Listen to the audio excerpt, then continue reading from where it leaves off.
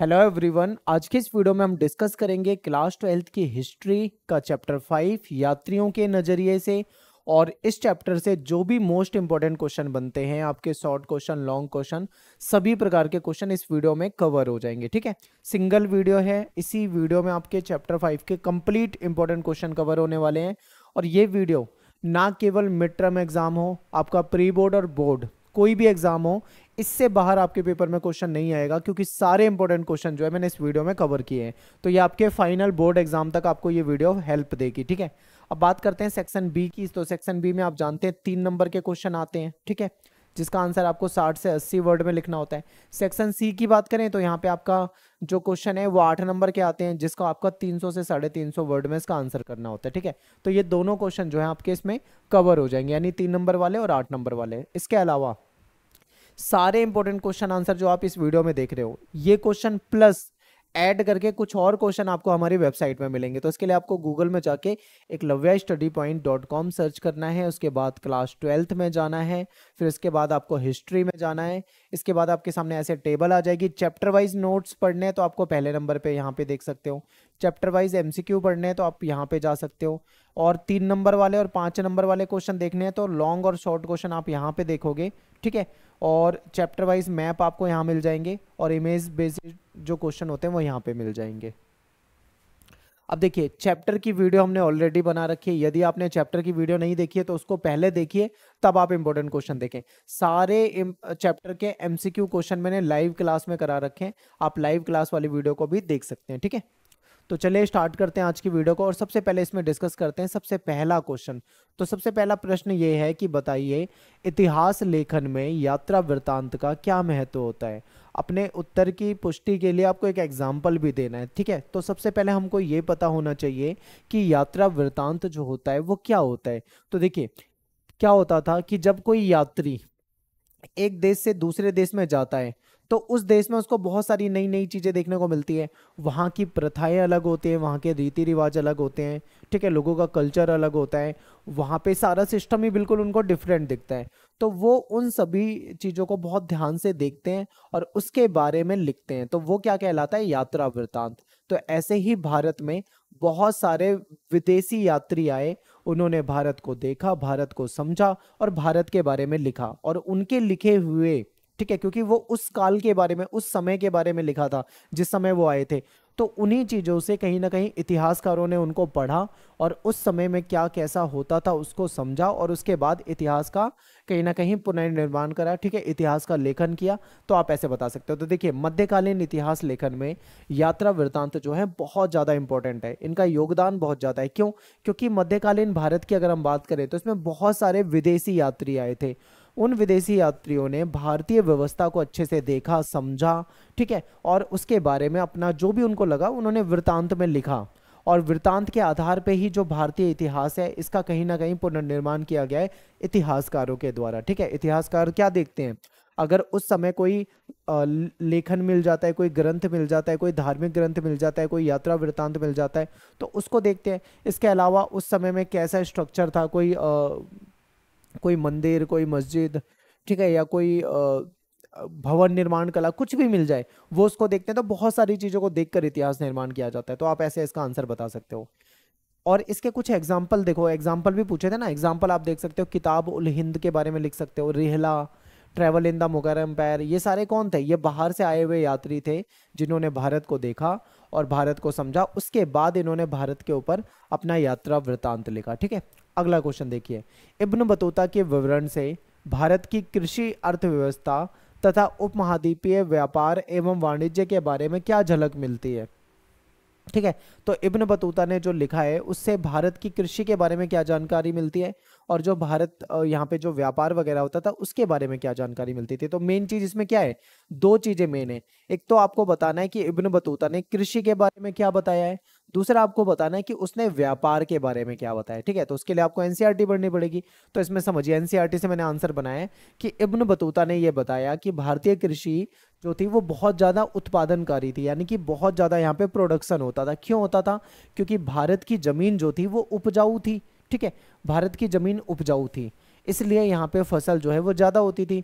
किसानों के लिए एक साल में ही 2 फसलें उगाना संभव था, यानी किसान एक साल के अंदर 2 फसलें, अलग अलग फसलें उगा लेते थे। कैसे उगा लेते थे भाई, क्या कारण था उसका? तो क्योंकि यहाँ की जो ज़मीन थी वो बहुत उपजाऊ थी, इसलिए ये पॉसिबल था।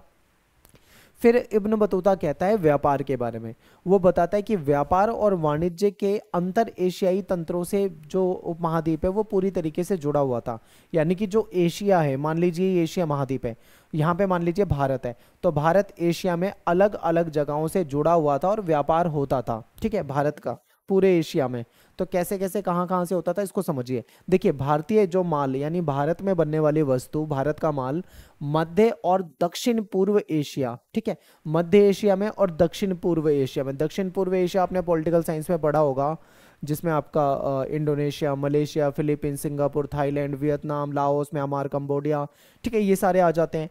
तो इन क्षेत्रों से भी भारत का व्यापार होता था और भारत की चीज़ों की वहाँ पे डिमांड भी बहुत होती थी, ठीक है, जिससे शिल्पकार और व्यापारी को भारी मात्रा में मुनाफा होता था। क्योंकि व्यापार अच्छा था तो इन लोगों को बेनिफिट भी अच्छा होता था, ठीक है, फायदा होता था। भारतीय कपड़ा जो था वो खासकर हमारे सूती कपड़े यानी जो कॉटन के कपड़े होते हैं, या जो बिल्कुल बारीक मलमल होता है, या जो रेशम है, या जरी वाला जो कपड़ा है, या फिर साटन जो होता था, इसकी डिमांड जो थी वो बाहर के देशों में बहुत ज़्यादा थी। यानी भारत के कपड़े की डिमांड बाहर के देशों में बहुत ज़्यादा थी, एशिया में खूब इसको खरीदा जाता था, ठीक है। तो आप, हमने क्या बताया यहाँ पे, कृषि बताया और व्यापार बताया, आप दोनों को ऐसे लिख सकते हो।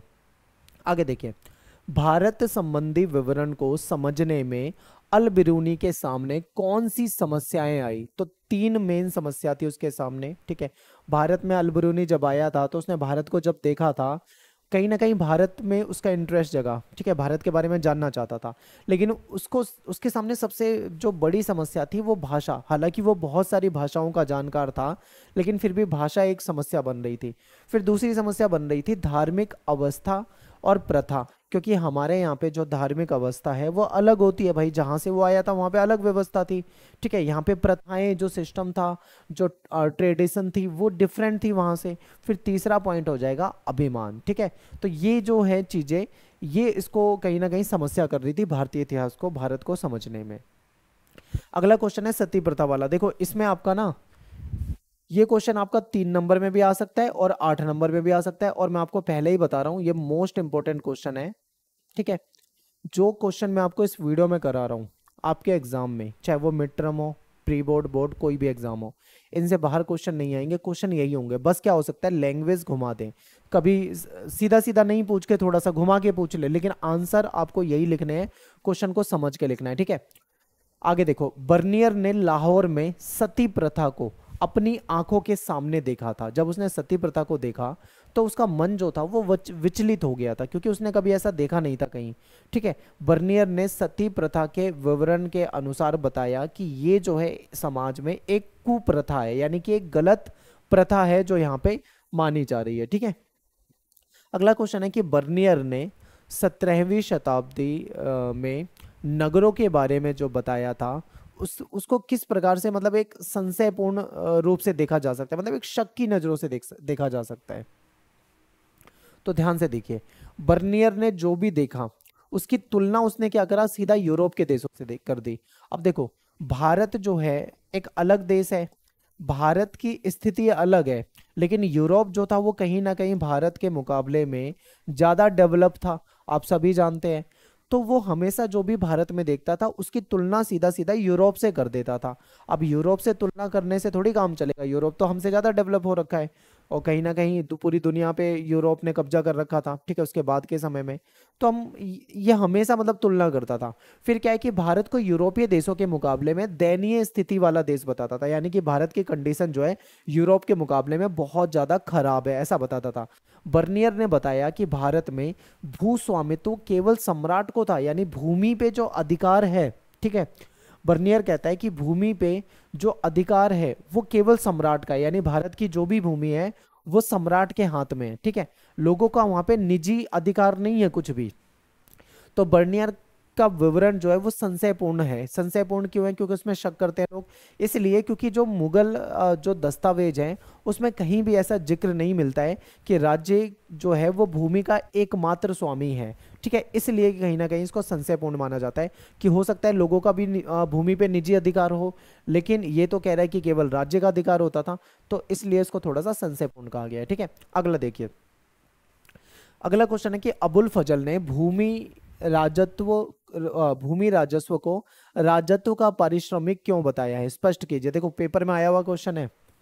अब आप सोचो कि राजत्व का मतलब क्या होता है और राजस्व का मतलब क्या होता है, दोनों समझिए। राजस्व का मतलब होता है टैक्स, ठीक है, यानी अबुल फजल ने बताया कि भूमि का जो टैक्स है वो राजत्व यानी राजा, ठीक है, राजा का पारिश्रमिक है, उसका मेहनताना है। ठीक है, अब इसको एक एग्जांपल से समझिए, बाद में आंसर डिस्कस करेंगे। देखिए आप क्या करते हो, आपके घर में मान लो कोई मजदूर काम करता है, आप घर बनवाते हो, मजदूर लोग आते हैं वो काम करते हैं। ठीक है, उन्होंने क्या करा, अपना श्रम करा यानी मेहनत करी, मजदूरी करी। ठीक है, उसके बदले आपने उसको क्या दिया, पैसा दिया, यानी जब उसने कोई काम किया तब आपने उसको पैसा दिया। ठीक है, आप मान लीजिए कहीं ट्यूशन पढ़ते होंगे, कोचिंग में जाते होंगे, तो आपका जो ट्यूशन वाला टीचर है वो आपसे क्या लेता है, पैसा लेता है, उसके बदले में वो आपको क्या देता है, आपको एजुकेशन देता है, यानी आपको पढ़ाता है, यानी जब उसने आपको पढ़ाया तब आपने उसको फीस दी। ठीक है, तो हर चीज क्या है, जुड़ी हुई है। तो इसी प्रकार से ये क्वेश्चन भी जुड़ा हुआ है। इन्होंने ये बताया कि जो टैक्स मिलता है ना, वो टैक्स नहीं है, टैक्स के बदले में राजा उनको क्या देता है, सुरक्षा देता है, यानी राजा ने जब जनता को सुरक्षा दी तब जनता ने उनको टैक्स दिया। ठीक है, तो ये क्या हो गया, राजा का एक तरह से मेहनताना हो गया। ठीक है, उसका राजत्व हो गया, इस तरीके से बताया गया। तो देखिए 16वीं शताब्दी में अकबर के काल में सरकारी इतिहासकार अबुल फजल जो था उसने भूमि के राजस्व को राजत्व का पारिश्रमिक बताया था। क्यों बताया था? वो कहता है कि राजा द्वारा अपनी प्रजा को सुरक्षा प्रदान करने के लिए, यानी जब राजा अपनी प्रजा को सुरक्षा देता है उसके बदले में कहीं ना कहीं उसको वो टैक्स मिलता है। ठीक है, तो इससे ये पता लगता है कि उसने कहीं भी अपने स्वामित्व वाली भूमि पर लगान है, यानी कि कहीं भी इसको एक लगान के रूप में नहीं दिखाया, बल्कि वो उसका कर्तव्य हो गया कि भाई वो उसको कुछ दे रहा है तो जनता उसको देगी। ठीक है, बदले में टैक्स देगी, इस तरीके से इसको बताया गया है।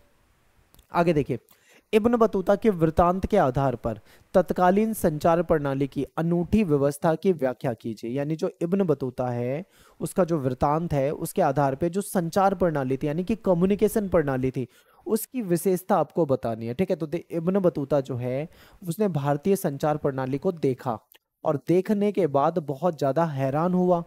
उसने कहा कि व्यापारियों के लिए, ठीक है, उनको मोटिवेट करने के लिए राज्य ने, यानी कि राज्य का मतलब यहाँ पे सरकार से होता है, सरकार किसकी थी, मुगलों की सरकार थी, यानी सत्ता में कौन थे, मुगल थे, यानी कि व्यापारियों को मोटिवेट करने के लिए जो मुगल थे उन्होंने लगभग सभी व्यापारिक मार्गों पे जहां पे भी व्यापारी लोग आते थे वहां पे इन्होंने सराय बना रखी थी। ठीक है, और विश्राम गृह स्थापित कर रखे थे, यानी कि व्यापारी आए वहां पे रुक सकते हैं, ठहर सकते हैं, खा पी सकते हैं। ठीक है, जब वो उनका आगे चलने का मन करता है तो वो आगे जा सकते हैं, यानी सराय उनके ठहरने के लिए सराय बनी हुई थी।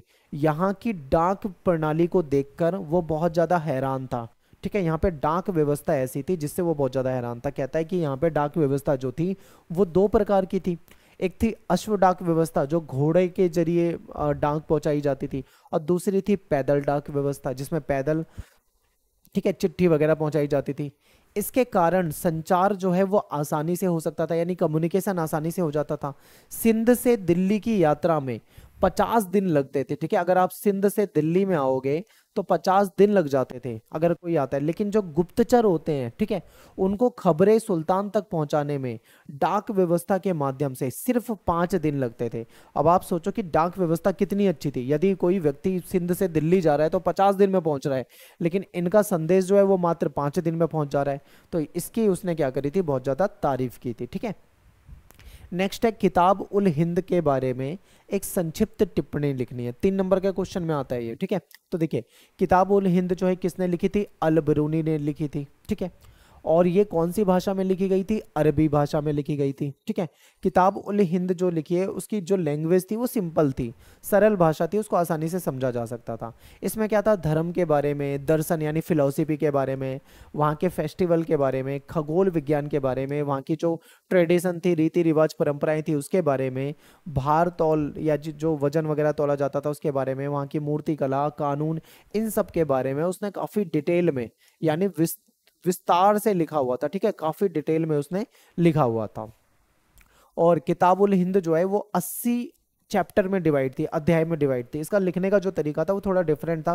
पहले एक क्वेश्चन पूछता था कि ये एक प्रश्न हो जाता था, उसके बाद उसका एक सॉल्यूशन लिखा होता था जो डिटेल में लिखा होता था, ठीक है। इस तरीके से लिखा गया था। नेक्स्ट है कि इब्न बतूता जो था वो बहुत सारी यात्राएं करता था, हमने चैप्टर में पढ़ा है डिटेल में। तो इब्न बतूता के अनुसार यात्रा करना जो था वो अधिक असुरक्षित था, यानी कि बहुत ज्यादा जोखिम था यात्रा करने में। ऐसा क्यों था भाई? जोखिम क्यों था? तो इसलिए था क्योंकि यात्रा करना जो था उसमें बहुत ज्यादा टाइम लगता था यात्रा करने में, ठीक है, बहुत ज्यादा समय लगता था। यात्रा करना खतरनाक होता था। मान लो रास्ते में लुटेरे मिल जाए, लूट लें, मार दें, काट दें, ठीक है, इस चीज का खतरा बना रहता था। कोई यात्री बीमार हो जाए रास्ते में तो दिक्कत हो जाती थी। तो इस तरीके के जोखिम बहुत थे। आज की तरह थोड़ी है कि गाड़ियां हैं तुरंत आप 2-3 घंटे में, हाईवे बने हुए हैं 2-3 घंटे 4 घंटे में पहुंच जाओ, या एरोप्लेन की से आप 30 मिनट में 40 मिनट में कहीं पहुंच जाओ। आज की जैसी सुविधाएं नहीं थी। यात्रा करते थे तो भाई या तो पैदल करते थे, घोड़े पे करते थे, इस तरीके से काफी टाइम लगता था उनको और रिस्क होती थी बहुत ज्यादा। नेक्स्ट है इब्न बतूता ने दिल्ली शहर को अवसरों से भरपूर पाया। उसने देखा कि दिल्ली में तो बहुत सारे अवसर हैं, ठीक है, उसके बारे में उसने जो बताया है आपको ये बताना है। तो देखिए, इब्न बतूता कहता है कि भारतीय शहरों को अवसरों से भरपूर बताता है। वो कहता है यहाँ पे अपॉर्चुनिटी जो है वो बहुत ज्यादा है, ठीक है। इब्न बतूता ने बोला यदि किसी के पास कौशल है यानी कि स्किल है, उसको कोई कार्य आता है, उसके अंदर इच्छा है यानी काम करने की उसके अंदर इच्छा है, तो उसके पास अवसरों की कोई कमी नहीं है, ठीक है, अवसरों की उसके पास कोई कमी नहीं है।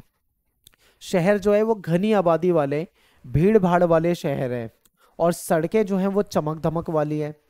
इब्न बतूता ने दिल्ली को एक बहुत बड़ा शहर बताया है और बताता है कि भारत में सबसे बड़ा शहर है, ठीक है। दौलताबाद वगैरह से भी इसकी तुलना करता है वो।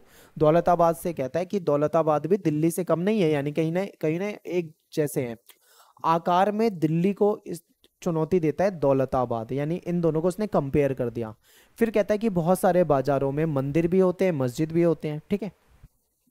आगे चलते हैं। आप किस प्रकार मानते हैं कि विदेशी यात्रियों वृत्तांतों द्वारा 10वीं से 17वीं सदी के इतिहास निर्माण में मदद मिलती है? यानी कि जो ये विदेशी यात्री आए थे, इन्होंने जो लिखा उससे आप कैसे कह सकते हो कि उनके लिखे हुए से हमको इतिहास के निर्माण में मदद मिलती है? तो देखिए, विदेशी यात्रियों के वृत्तांतों से 10वीं से 17वीं सदी के इतिहास निर्माण में बहुत मदद मिलती है। इस वीडियो के सबसे पहले क्वेश्चन में हमने इसको डिस्कस किया था। अब थोड़ा सा इसको डिस्कस में डिटेल में डिस्कस कर लेते हैं, क्योंकि वहां पे हमने 3 नंबर में डिस्कस किया था। अब हम इसको 8 नंबर में डिस्कस करेंगे, तो आंसर क्या है, बड़ा हो जाएगा, डिटेल में हो जाएगा, ठीक है। तो इसके मैंने कुछ एग्जाम्पल दे रखे हैं, ध्यान से देखिए, एक बार वापिस से क्वेश्चन पढ़ो। विदेशी यात्रियों के वृत्तांत जो है उसने 10वीं से 17वीं सदी के इतिहास निर्माण में बहुत मदद करी है। इसके एग्जाम्पल से समझेंगे। सबसे पहला एग्जाम्पल है अल बरूनी। अल बरूनी क्या लिखता है? उसने लिखी है किताब उल हिंद। किताब उल हिंद में उस समय में जो था, उस समय धार्मिक व्यवस्था, उस समय की फिलोसफी, उस समय के फेस्टिवल त्योहार, ठीक है, खगोल विज्ञान, उस समय की जो ट्रेडिशन यानी रीति, भार और मापन विधि, सामाजिक जीवन कैसा था, सांस्कृतिक जीवन कैसा था उस समय के, ठीक है, सामाजिक सांस्कृतिक जीवन के बारे में डिटेल में लिखा है बिल्कुल। तो इस जानकारी का इस्तेमाल करके इतिहास का निर्माण किया गया है। क्लियर है? सिंपल है बिल्कुल, डिटेल में आप बता सकते हो। ये तो था पहला एग्जाम्पल। अब बात करते हैं दूसरे एग्जाम्पल में। इब्न बतूता बाहर से आया था, उसने लिखी थी रिहला। उसमें सामाजिक जीवन कैसा था, दास व्यवस्था कैसे है, नगर के बारे में लिखा उसने, व्यापार के बारे में लिखा, कृषि के बारे में लिखा, गुप्तचर व्यवस्था के बारे में लिखा, संचार प्रणाली के बारे में लिखा। इन सब चीजों के बारे में इसके लेखन से हमको बहुत डिटेल में जानकारी मिलती है, जिससे इतिहास का वापस से निर्माण किया गया। सेकंड एग्जाम्पल बिल्कुल सिंपल एकदम। तीसरा चलो, फ्रांसवा बर्नियर जो था वो बाहर से आया था, travel in the Mughal empire उसने लिखा था। उस समय में भू स्वामित्व तो कैसा था, नगर कैसे थे, ठीक है, सती प्रथा की व्यवस्था, यूरोपीय देश से उसकी तुलना के बारे में हमें डिटेल में जानकारी मिलती है, जिससे कि हम इतिहास का निर्माण कर सकते हैं। नेक्स्ट देखिए, दुआर्ते बरबोसा, इस ये भी भारत आया, इसने भारत को देखा। ये खासकर इसने क्या लिखा है, दक्षिण भारत में जो व्यापार था उसके बारे में इसने ज्यादा फोकस करा है, उसके बारे में ज्यादा लिखा है। तो दुआर्ते बरबोसा ने अपने वृत्तांत में लिखा कि दक्षिण भारत का जो व्यापार है और जो समाज है उसके बारे में क्या जानकारी है, उसके वृत्तांत से आपको मिलेगी। इसका इस्तेमाल कहीं ना कहीं इतिहास लेखन में किया गया है। ठीक है, पांचवा एग्जाम्पल देखो, फ्रांसीसी एक जौहरी था जिसका नाम था जियो बैप्टिटस तेवर्नियर। सारा आपकी एनसीईआरटी में है। ठीक है, भारत की व्यापारिक स्थिति कैसी है, ईरान और ऑटोमन साम्राज्य से भारत की तुलना करी इसने, इसके बारे में हमको जानकारी मिलती है। ठीक है, तो आप ऐसे कुछ एग्जाम्पल यहाँ पे बता सकते थे, बिल्कुल सिंपल एग्जाम्पल रखें, आप आराम से इसको पढ़ के समझ सकते हो। अगला प्रश्न है कि इब्न बतूता ने अपने विवरण में भारत का किस प्रकार से वर्णन करा। तो इसने भारत की संचार प्रणाली को अनूठी व्यवस्था बताया था, बिल्कुल हैरान था वो। उसने बताया कि भारत में दास प्रथा भी थी। ठीक है, तो उसके बारे में लिखा। इब्न बतूता ने बताया कि नारियल और पान के जैसे जो पौधे होते हैं ना, वनस्पति जो होते हैं, इसके बारे में लिखा, क्योंकि इब्न बतूता जहां से आया था वहां पे इसने कभी नारियल और पान के बारे में नहीं समझा था। उसने यहाँ पे देखा तो उसके लिए वो नई चीज थी। उसने देखा कि किस प्रकार से इसका इस्तेमाल किया जाता है, पूजा पाठ में इसको इस्तेमाल किया जाता है। ठीक है, उसके बारे में इसने लिखा। फिर इब्न बतूता ने भारतीय शहरों के बारे में लिखा। ठीक है, उसने कहा कि ये तो अवसर से भरपूर है, कोई अगर काम करना चाहे तो उसके लिए बहुत काम है यहाँ पे। फिर उसने हमारे व्यापार के बारे में लिखा। ठीक है, बाजार के बारे में लिखा। उसने फिर कृषि के बारे में बताया कि भारत की जो मिट्टी थी बहुत उपजाऊ थी, जिसमें किसान साल में दो फसलें उगा लेता था।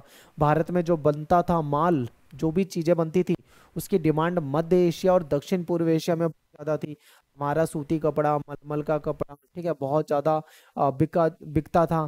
फिर इब्न बतूता ने हमारी गुप्तचर व्यवस्था के बारे में बताया कि जहाँ पे, ठीक है, एक जगह से दूसरी जगह जाने में 50-50 दिन लग रहे हैं, वहां पे ये मात्र 5 दिन में ही अपना संदेश पहुंचा देते हैं। तो इन सब चीजों के बारे में उसने पूरे चैप्टर में डिटेल में बता रखा है। तो आप इस तरीके से बता सकते हो। ठीक है, मैंने सारे के सारे पॉइंट जो इब्न बतूता के हैं एक जगह इकट्ठे कर दिए। तो अब आप कैसे बता सकते हो, अगर इसको पॉइंट में लिखो तो कैसे लिखोगे, दास प्रथा के बारे में बताया, ठीक है, कृषि के बारे में बताया, व्यापार के बारे में बताया, और संचार प्रणाली के बारे में बताया उसने।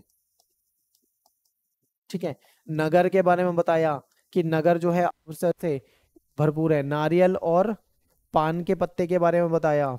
ठीक है, व्यापार तंत्र के बारे में बताया। इन सब चीजों के बारे में डिटेल में बताया था इब्न बतूता ने। ठीक है, तो आप ऐसे बता सकते हो, पॉइंट पे भी लिख के बता सकते हो और ऐसे भी बता सकते हो। अगला क्वेश्चन देखिए, बर्नियर ने अपनी पुस्तक में पूर्व और पश्चिम की तुलना किस प्रकार से की। देखिए, बर्नियर की एक आदत थी, जब भी वो लिखता था, कुछ भी भारत में देखता था, तो उसकी तुलना यूरोप से कर देता था और भारत की स्थिति को बेकार बताता था। सेम क्वेश्चन हमने करा था, लेकिन वहां पे हमने 3 नंबर में करा था, यानी थोड़ा आंसर लिखना था। अब हम इसको देख रहे हैं 8 नंबर में, यानी कि डिटेल में लिखना है। तो देखिए, बर्नियर ने देश के कई भागों में यात्रा की और उसका विवरण लिखा। जो भी भारत में देखता था उसकी तुलना किससे करता था, यूरोप से करता था। फिर बर्नियर ने भारत की स्थिति को यूरोप की स्थिति से कहीं ना कहीं ये बताया कि यूरोप जो है वो ज्यादा विकास कर रखा है। ठीक है, यानी यूरोप जो है ज्यादा विकसित है, भारत जो है बहुत बुरा है, भारत में बहुत दयनीय स्थिति है, ऐसे बताता था। बर्नियर का काम जो है वो फ्रांस में 1670-71 में इसकी जो लिखी हुई किताबें थी वो छापी गई। अगले 5 साल के अंदर इसका अंग्रेजी में, डच में, जर्मन भाषा में, इटालियन भाषा में उसका ट्रांसलेशन कर दिया गया। फिर 1670 से 1725 के बीच में इसका जो वृतांत था वो फ्रांसीसी में 8 बार दोबारा से छप चुका था। ठीक है, और 1684 तक 3 बार तो अंग्रेजी में दोबारा से ये छापा जा चुका था, यानी कि इसके वृतांतों से जो यूरोप के लोग थे वो पढ़ते थे, भारत के बारे में समझते थे। नेक्स्ट है, travel in the Mughal empire में फ्रांसीसी यात्री ने किन किन विषयों के बारे में लिखा है। इसकी जो किताब है उसने किस किस चीजों के बारे में लिखा है। तो देखिए, उसने भारत और यूरोप के बीच में तुलना करी है। उसने लिखा है भू स्वामित्व के बारे में, यानी ये कहता है भारत में भू स्वामित्व जो था वो निजी स्वामित्व नहीं था, बल्कि राज्य का स्वामित्व होता था। ठीक है, और ये निजी स्वामित्व को बेहतर मानता था, कहता था निजी स्वामित्व जो है वो राज्य के लिए और लोगों के लिए, दोनों के लिए अच्छा है। फिर उसने उसने कहा कि मुगल साम्राज्य में सम्राट जो है सारी भूमि का स्वामी है, अपनी भूमि को वो अपने ही लोगों के बीच में बांट देता है, जो कि अर्थव्यवस्था के लिए बेकार है। ठीक है, पूर्व और पश्चिम की तुलना करी उसने। फिर मुगल कालीन जो शहर थे उसके बारे में उसने बताया, शहरों को ये शिविर नगर बताता था, ठीक है। क्यों? क्योंकि भूस्वामित्व को लेकर राजकीय व्यवस्था को गलत इसने बताया कि ये जो भूस्वामित्व है ये बेकार है। फिर इसने सती प्रथा के बारे में बताया। तो ये 3-4 पॉइंट आप यहाँ पे बता सकते हो। 8 नंबर के क्वेश्चन में अगर आप सती प्रथा भी लिख दोगे ना तो बहुत बड़ा आंसर तो आपका सती प्रथा से ही हो जाएगा। आगे देखिए, इब्न बतूता द्वारा दास प्रथा के बारे में जो उसने बताया है, सबूत दिया है, उसको आपको बताना है। तो देखिए, इब्न बतूता ये बताता है कि दास जो है बाजारों में खुलेआम वस्तुओं की तरह खरीदे जाते थे और बेचे जाते थे। दास को गिफ्ट में दिया जाता था, ठीक है। यानी कि जैसे हम कहीं जाते हैं किसी के बर्थडे में, शादी में, तो हम कुछ गिफ्ट लेके जाते थे। उस समय क्या था कि गिफ्ट में दास दे देते, ले भाई 2 दास ले ले, ठीक है, इस तरीके से। जब इब्न बतूता सिंध पहुंचा तो उसने सुल्तान मोहम्मद बिन तुगलक के लिए घोड़े खरीदे थे और दास खरीदे थे, खुद उसने खरीद के गिफ्ट करे थे। तो ये आपको यहाँ पे बता रहा है, ठीक है। दासों को सामान्य घर का काम कराने के लिए रखा जाता था। घर का काम जैसे झाड़ू पोछा, साफ सफाई, ठीक है, ये सारे काम करना। दास पालकियां उठाने का काम करते थे। इब्न बतूता ने यह बताया कि जो दासी होती थी, जो महिला फीमेल होती थी, वो अमीरों पर नजरें रखने के लिए नियुक्त की जाती थी, ठीक है। अमीरों पे, किसी पे नजर रखनी है, किसी की गुप्तचरी करवानी है, यानी किसी की जासूसी करवानी है, तो दासियों को रखते थे। क्योंकि दासियां आपको पता है ना किस तरीके से बातों को निकलवा सकती हैं। तो दासियां जो है वो संगीत और गाने का काम भी करती थी। दासों की कीमत काफी कम होती थी। ज्यादातर परिवार जो थे वो आराम से 1-2 दास तो खरीद के रख सकते थे, अफोर्ड कर सकते थे, सस्ते थे दास, ये बताया गया है। आगे देखो, ये जाति प्रथा वाला क्वेश्चन बहुत आता है, इसको मैं पहले ही बता रहा हूं, मोस्ट इंपोर्टेंट है। इसको रट के जाना, कुछ याद करो ना करो, पर इस क्वेश्चन को रट के जाना, पेपर में आता है, बहुत ज्यादा पूछा जाता है। जाति व्यवस्था से रिलेटेड अल बरूनी की जो टिप्पणी थी वो आपको बताना है। अल बरूनी ने क्या कहा था जाति व्यवस्था को लेकर। एक बार ऐसे प्रश्न आया हुआ है, एक बार ये सेम इस लैंग्वेज में आया है, जाति व्यवस्था के संबंध में अल बरूनी की व्याख्या पर चर्चा कीजिए, ठीक है। तो देखिए, अल बरूनी ने भारत में जाति व्यवस्था को देखा और उसके बारे में लिखा। अल बरूनी क्या कहता है, पहले ये समझिए। अल बरूनी ये बताने की कोशिश करता है कि जाति व्यवस्था जो है वो केवल भारत में नहीं है बल्कि बाहर भी होती है, ठीक है। वो कहता है कि फारस में, वहां पे भी और अन्य देशों में भी जाति व्यवस्था है, यानी कि केवल ये मत सोचना भारत में है, दुनिया में बहुत जगह पे जाति व्यवस्था है। अल बिरूनी बताता है कि जो प्राचीन फारस था वहां वो भी 4 वर्गों में बटा हुआ था। पहला वर्ग इनका घुड़सवार और शासक वर्ग था। फिर दूसरे नंबर पे भिक्षु और पुरोहित आ जाते थे। तीसरे नंबर पे वैज्ञानिक, चिकित्सक, खगोल शास्त्री वगैरह आ जाते थे। और चौथे नंबर पे कौन आ जाते थे, किसान और अन्य शिल्पकार जो होते हैं ये आ जाते थे। तो इस तरीके से फारस जो था वो भी 4 वर्गों में बटा हुआ था, ठीक है। अब देखो, अल बरूनी ने जाति व्यवस्था को भारत में देखा, समझा अच्छे तरीके से, फिर उसने जो ब्राह्मणवादी व्याख्या थी उसको मानने से इनकार कर दिया। यानी देखो क्या था भाई, मैं समझाऊं। ब्राह्मणवादी व्यवस्था जो थी, हमारे यहाँ पे जाति प्रथा थी। जाति प्रथा में कुछ जातियां ऐसी थी जो उच्च मानी जाती थी, ठीक है, ऊंची जाति मानी जाती थी। कुछ जाति ऐसी थी जो निम्न मानी जाती थी। जो निम्न जाति थी उसको अपवित्र भी कहा जाता था, ठीक है। इनके साथ भेदभाव भी होता था, छुआछूत, ये सारी चीजें थी। तो ये जो व्यवस्था थी ना, ये ब्राह्मणी व्यवस्था, अल बरूनी ने इस व्यवस्था को नहीं माना। उसने कहा ये गलत है, ठीक है। वो जो अपवित्रता की बात है, जो भेदभाव की बात है, जो छुआछूत की बात है, उसने इसको क्या माना है, गलत माना है, ठीक है। आगे देखते हैं। अल बरूनी लिखता है कि हर वह वस्तु जो अपवित्र हो जाती है अपनी पवित्रता की मूल स्थिति में, यानी कि वापस से जैसे पहले थी उस प्रकार का होने का प्रयास करती है, ठीक है, और उसमें सफल भी हो जाती है। यानी कि मान लो अगर कोई जाति को तुम अपवित्र मान रहे हो तो ये तो हो ही नहीं सकता, वापस से वो पवित्र होने का प्रयास करेगी और हो भी जाएगी। फिर एग्जाम्पल देता है, ये क्वेश्चन बहुत आता है इसलिए याद रखना, एग्जाम्पल भी आपको लिखना है पेपर में। इसने, अल बिरूनी ने एग्जाम्पल दिया, वो कहता है जैसे कि सूर्य जो है वो हवा को स्वच्छ कर देता है। समुद्र में, समुद्र के पानी में नमक होता है, आपने देखा है, तो समुद्र में जो नमक होता है ना वो पानी को गंदा होने से बचाता है, यानी कि पानी को स्वच्छ करता है। अल बिरूनी कहता है यदि ऐसा नहीं होता ना तो पृथ्वी पे जीवन जीना असंभव था, ठीक है। तो इसके अनुसार उसने जाति व्यवस्था में जो अपवित्रता है उसको बिल्कुल भी मानना नहीं, ठीक है, उसको बिल्कुल भी नहीं माना। उसने बोला कि ये जो कॉन्सेप्ट है ये प्रकृति के नियमों के खिलाफ है। किसी भी व्यक्ति के साथ छुआछूत और इस तरीके का व्यवहार नहीं होना चाहिए, उसको गलत माना इसने, ठीक है। तो ये क्वेश्चन बहुत इंपॉर्टेंट था और यहीं पे अपनी वीडियो जो है खत्म हो जाती है। आई होप आपको अच्छे से समझ में आए होंगे, सारे इंपॉर्टेंट क्वेश्चन डिस्कस किए हैं। मेरा नाम सतेंद्र प्रताप है, आप मुझे इंस्टा पे फॉलो कर सकते हो, एकलव्य स्टडी पॉइंट मेरा यूज़र नेम है। और एक और इम्पोर्टेंट अपडेट, ये जितने क्वेश्चन आपने इस वीडियो में देखे हैं, ठीक है, जितने भी क्वेश्चन आंसर आप इसमें देख रहे हो, ठीक है, क्वेश्चन आंसर आपने वीडियो में देखे हैं, ये क्वेश्चन आंसर प्लस आपको और क्वेश्चन आंसर, कुछ और एडिशनल क्वेश्चन आंसर आपको हमारी वेबसाइट में मिल जाएंगे, ठीक है। वेबसाइट में इतने क्वेश्चन तो मिलेंगे, प्लस में एडिशनल मिलेंगे, तो आपको वेबसाइट को भी बहुत ध्यान से देखना है, ठीक है। तो मिलते हैं फिर आपसे नेक्स्ट वीडियो में। Thanks for watching. जय हिंद, जय भारत।